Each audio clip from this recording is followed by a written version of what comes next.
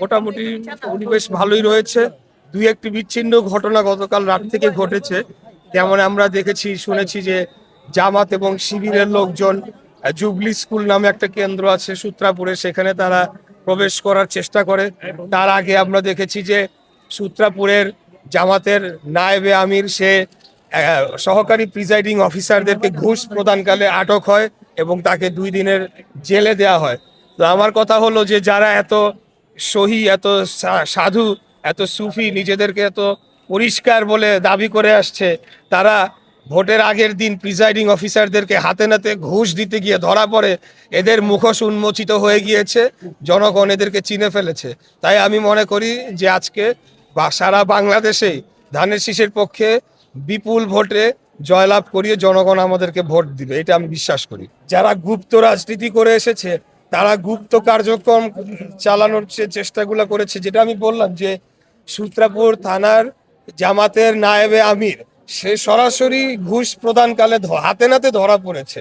এরকম সারা বাংলাদেশে আপনারা গতকাল খবর দেখেছেন, যেহেতু বিকাশে এখন টাকা পাঠানো যাচ্ছিল না, বিভিন্ন জায়গায় তারা হাতে নাতে টাকা নিয়ে ধরা পড়েছে। এবং ওই যে ঠাকুরগাঁ জেলা জামাতের নায়েবে আমির সে প্রায় কোটির কাছাকাছি অর্থ নিয়ে এয়ারপোর্টে ধরা পড়েছে। এই অর্থগুলা কোত্থেকে আসলো সেটাও একটা প্রশ্ন। তারা যে ব্যাংক দখল করেছে, সেই ব্যাংক থেকে কি সেই টাকাগুলা নিয়ে আসছে?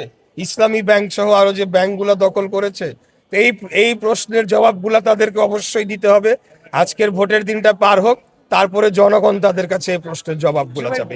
100% 100% ভোটের ফলাফল যাই হোক অবশ্যই আমরা মেনে নেব।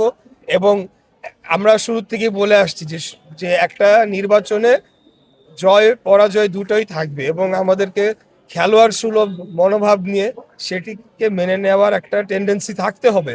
এটা যখন থাকে না, তখনই কিন্তু দেখা যায় যে প্রার্থীরা মরিয়া হয়ে ওঠে এবং ভোট কেন্দ্র দখল সহ নানা ধরনের ভোট কারচুপির আশ্রয় নেওয়ার চেষ্টা করে। এটা করা উচিত নয়। একবার ভোটে যদি কেউ পরাজিত হয়, পরের বার সুযোগ রয়েছে, তো সেইভাবেই থাকুক জিনিসটা।